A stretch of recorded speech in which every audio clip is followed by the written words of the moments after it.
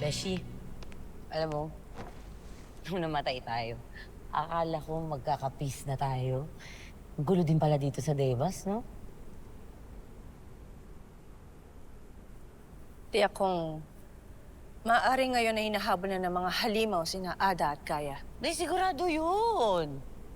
Ha, ikaw, huwag kang tutulad sa matigas mong ulo na nanay, ha? Si Ashti Perena, wala nang pag-asa, hindi na magbabago yun. Ganun na talaga siya. Ibig ko silang hanapin at sundan, Lira. Ano? Saan ka susunod? Sa Balaak? Mira, habang panahon masusunog yung kaluluwa mo doon, ano ka ba? Baliw ka ba? Ano pa bang mawawala sa akin?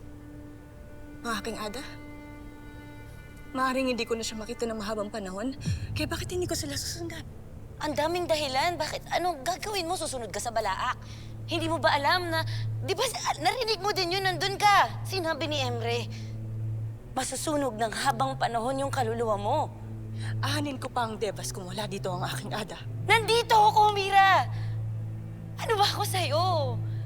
Parang kapatid na kita. Hindi ko hahayaan na gawin kang katangahan na ganyan. Hindi pwede. Dito ka lang. Huwag ka nang umalis. Madaling sabihin sa'yo yan dahil nandito ang iyong ama't ina. Kahit ano pa bang pakialam mo kina Ada at Kaya? Mira, sa'yo ako may pakialam. Nangako ka sa akin, di ba? Di tayo maghihiwalay hanggang kamatayan. Nangako ka. Mira. Agapi-abi. Ngunit hindi ko kayang tiisin ang aking Ada. Mira, ano ba?